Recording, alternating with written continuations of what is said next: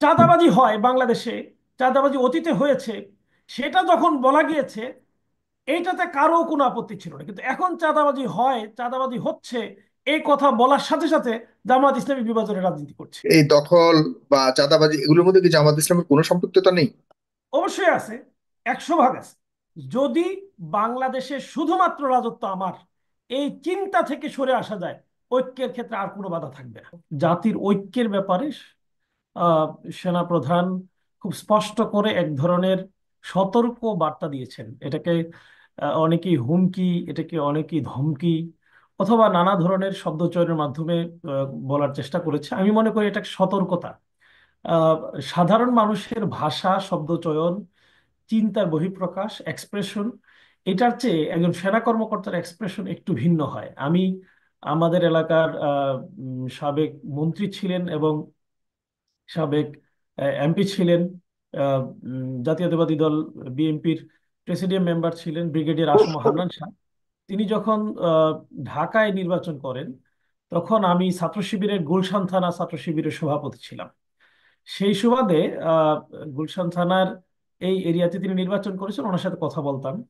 উনি সাধারণত যে কথাটা একজন মানুষ খুব স্বাভাবিক ভাবে ভাবে বলার কথা, উনি একটু খুব শক্তভাবে এই একটা ভঙ্গি নিয়ে কথা বলতো, যেটা অন্যদের চেয়ে একটু আলাদা ছিল। সুতরাং সেনা কর্মকর্তাদের কথাগুলো সতর্কতা হলেও ধমকির মতো অনেকের কাছে মনে হয়েছে। আমি এটাকে ধমকি হিসেবে নিচ্ছি না কোনোভাবেই। এখানে অত্যন্ত গুরুত্বপূর্ণ যে বিষয়টি, সেটি হলো সতর্ক করার পরেও আমরা এখান থেকে শিক্ষাটা নিতে পারলাম কিনা।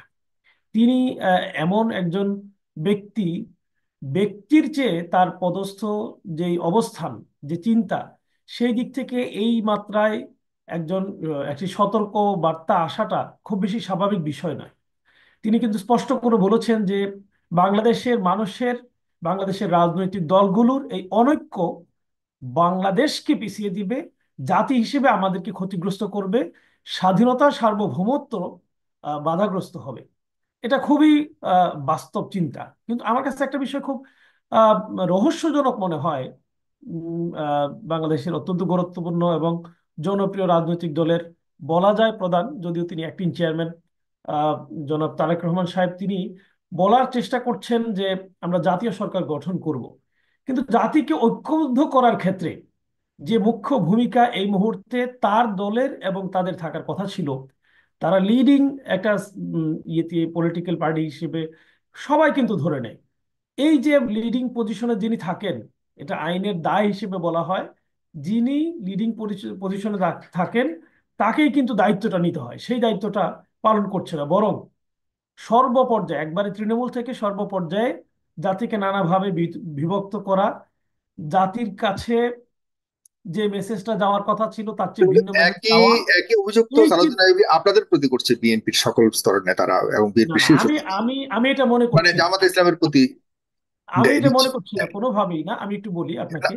হুম। আপনি যখন একটা সামাজিক কারণ না, প্রতিষ্ঠানকে ধ্বংস এখানে করবেন, এখানে আপনিও আছেন, আপনি বিএনপি যখন নেতা একটা আছেন, একটু সামাজিক একটু একটু অবস্থানকে নষ্ট বরাবর হালকা করবেন, একটু এটা বিতর্ক শুধুমাত্র করি। একটা দলকে নষ্ট করবেন না, হ্যাঁ। শুধু না একটা না একটা না না, গোষ্ঠীকে সাউদি নষ্ট আরবে করবেন আমি না। আমি আপনার সাথে একটু ভেরি ফ্রেন্ডলি একটু ডিবেট করি, কারণ হলো বিএনপি নেতাও একজন এখানে আছেন, জনাব ওয়াকারুজ্জামান কিন্তু খুব স্পষ্ট ভাবে বলেছে যে আপনাদের কাদা ছুড়াছুড়ির কারণে, আপনাদের কাদা ছোড়াছুড়ির কারণে দেশের সার্বভৌমত্ব হুমকির মধ্যে পড়তে পারে।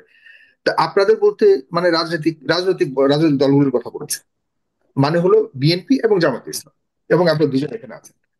আপনারা কি কাদা ছোড়াছুড়ি করছেন কিনা? আপনি যেমন এখন বিএনপি কে সম্পূর্ণ দায় দিয়ে বলছেন তাদের দায়িত্ব তারা পালন করতে পারছে না, বিএনপি নেতা আমি তাকে বলবো, তাকে জিজ্ঞাসা করবো, কিন্তু আপনাদের কোনো দায় কি আছে কিনা এই কাদা ছোড়াছুড়ি?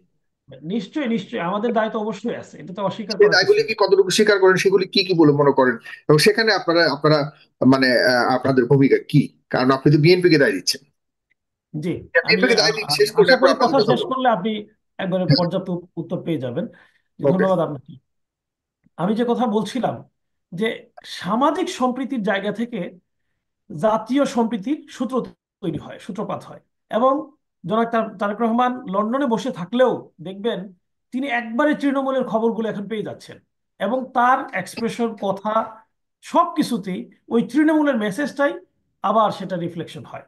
এই যে তৃণমূল পর্যায় থেকে সামাজিক বিভক্তি ছড়ানো হচ্ছে, তৈরি হচ্ছে, নতুন নতুন ফেসিবাদের মতো কার্যক্রম পরিচালিত হচ্ছে, এটাই কিন্তু জাতিকে বিভক্তির দিকে নিয়ে যাচ্ছে। এই মেসেজটাই সেনাপ্রধান বলার চেষ্টা করছেন। একটু খেয়াল করে দেখেন, এখন এই মুহূর্তে সারা বাংলাদেশে সকল শিক্ষা প্রতিষ্ঠানে কমিটি হচ্ছে। এটা সরকারের পক্ষ থেকে একটা সার্কুলার দেওয়া হয়েছে অ্যাডহক কমিটি হওয়ার জন্য। 5 সদস্য বিশিষ্ট শিক্ষা প্রতিষ্ঠানগুলোতে অ্যাডহক কমিটি হচ্ছে।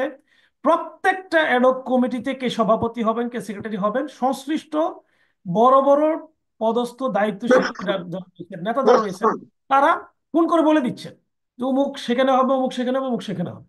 এমনও ঘটনা ঘটেছে, যিনি গত 20 বছর যাবৎ, 30 বছর যাবৎ পৈতৃকভাবে জমিদাতা হিসেবে, সম্মানিত ব্যক্তি হিসেবে, এলাকার সবচেয়ে শিক্ষিত মানুষ হিসেবে তারা এখানে দায়িত্ব পালন করে আসছেন, বাট এখন এসে সেটাকে আবার নতুন করে দলীয়করণের মাধ্যমে অথবা দলীয় প্রভাবশালী নির্দলীয় লোকের মাধ্যমে এখান থেকে তাকে সরিয়ে দিয়ে একটা বিভাজন তৈরি করা হচ্ছে, যার ব্যাপারে পুরো সমাজ এক ছিল, সকল দল মিলে তার সম্মানের খাতিরে তাকে এখানে সভাপতি হিসেবে রেখেছেন।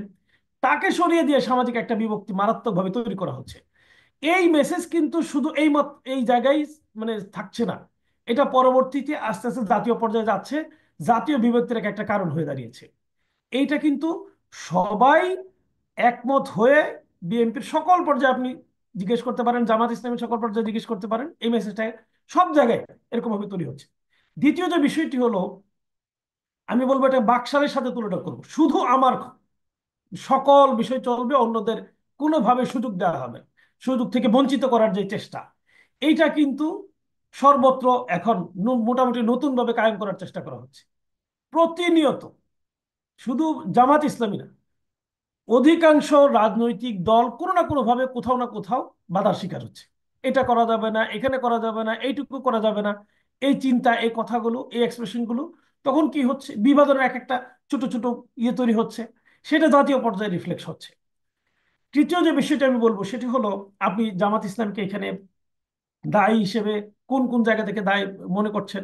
জামাত ইসলামী তার জায়গা থেকে যেটা বলার চেষ্টা করছে, এটা বিভাজনের একটা কারণ হয়ে দাঁড়িয়েছে, সেটা হলো সব সময় জামাত ইসলামী অন্যায়ের বিরুদ্ধে খুব বজ্র কঠিন কণ্ঠে কথা বলার চেষ্টা করে। বিভাজনের সূত্রপাত তো চাঁদাবাজি হয়, জামাতের আমি একটু জামাতের বলি, জামাতের আমার কথা শেষ জামাতের করতে পক্ষ দেন। থেকে শুরু হয়েছে, হ্যাঁ। হ্যাঁ, আমি বলি, চাঁদাবাজি হয় বাংলাদেশে, চাঁদাবাজি অতীতে হয়েছে, সেটা যখন বলা গিয়েছে এইটাতে কারো কোনো আপত্তি ছিল না, কিন্তু এখন চাঁদাবাজি হয়, চাঁদাবাজি হচ্ছে, এই কথা বলার সাথে সাথে জামাত ইসলামী বিভাজনের রাজনীতি করছে।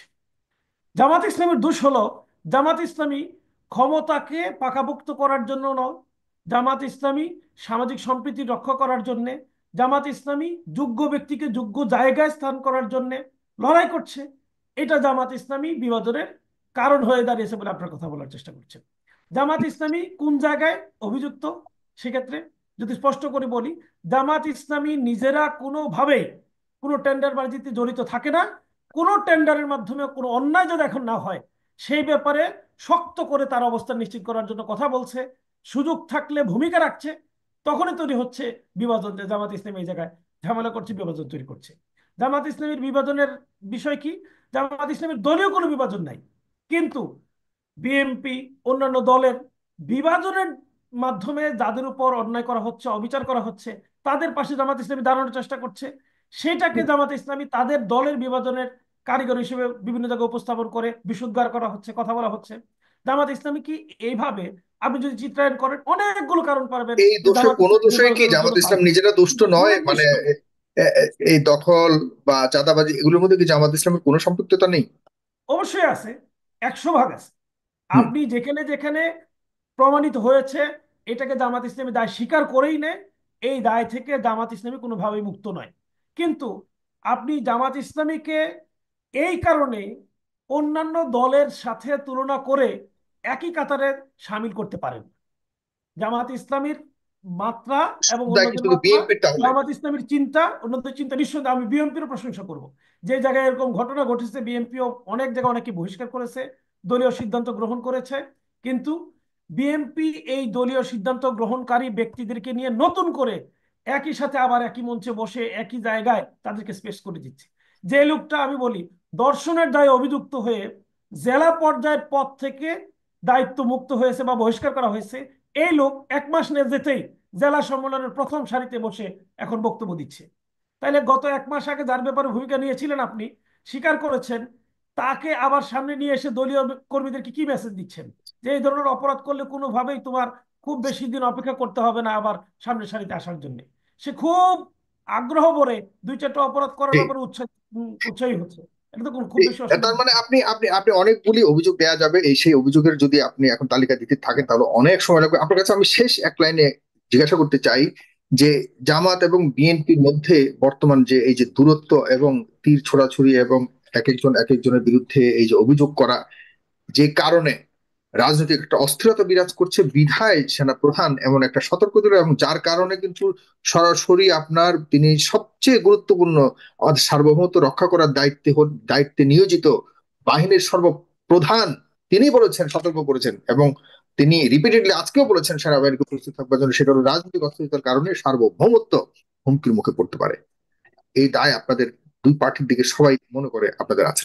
আপনি মনে কি কারণে আপনাদের মধ্যে এই বিভক্তি, এবং কিভাবে এই বিভক্তি নিরসন করা সম্ভব বলে মনে করেন? দুই লাইনে যদি শেষ করেন, অনেক বড় প্রশ্ন। জি, বড় প্রশ্নের এক নম্বরে উত্তর যেটা আমি বলবো সেটা হলো, যদি বাংলাদেশে শুধুমাত্র রাজত্ব আমার এই চিন্তা থেকে সরে আসা যায়, ঐক্যের ক্ষেত্রে আর কোনো বাধা থাকবে না।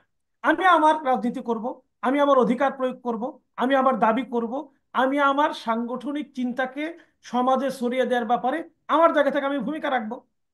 এই সুযোগ যদি আমাকে দেওয়া হয়, তাহলে কেউ কারো বিরুদ্ধে কথা বলার মতো কোনো সুযোগ পাবে না, কোনো ধরনের বিভাজন তৈরি হবে না। দ্বিতীয়, সেটি হুম। হলো কোনো অন্যায়ের সাথে কোনো রাজনৈতিক শক্তি কোনোভাবে আপোষ করতে পারবে না, অন্যায়ের সাথে সম্পৃক্ত থাকতে পারবে না। যেখানেই অন্যায় হবে, জামাত ইসলামী সেই অন্যায় প্রতিরোধে শাহাদাত বরণ করেছে, ফাঁসির কাস্টে ঝুলেছে, প্রয়োজনে আবার রক্ত দিবে, শাহাদাত বরণ করবে, কিন্তু অন্যায়ের সাথে আপোষ করবে না।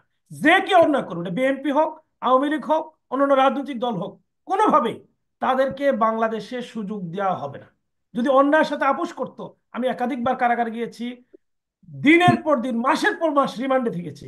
আলহামদুলিল্লাহ, আমাদের ভাইরা প্রমাণ করে দেখিয়েছে রিমান্ড, নির্যাতন, অত্যাচার, শাহাদাত, এত কিছুর মুখেও অন্যায়ের বিরুদ্ধে কথা বলে জামাত ইসলামী টিকে ছিল, টিকে থাকবে। জামাত ইসলামী জাতির সামনে নিজের এই ভূমিকা রেখেই আলহামদুলিল্লাহ যতটুকু সুযোগ তৈরি হয়েছে দেশের মানুষের জন্য কিছু করার, সেই সুযোগটুকু পেয়েছে। এখান থেকে জামাত ইসলামী সরবে না। সেই ক্ষেত্রে যে কোনো দল হুম। এইগুলোর সাথে সম্পৃক্ত থাকবে, তাদের সাথে জামাতের বিরোধ দিনের পর দিন কিয়ামত পর্যন্ত চলতে থাকবে। দেশের স্বার্থে, দেশের মানুষের স্বার্থে, দুর্নীতি মুক্ত করার স্বার্থে, চাঁদাবাজ মুক্ত করার স্বার্থে, সন্ত্রাস মুক্ত করার স্বার্থে জামাত ইসলামী এই বিভাজনকে মেনে নিতে প্রস্তুত।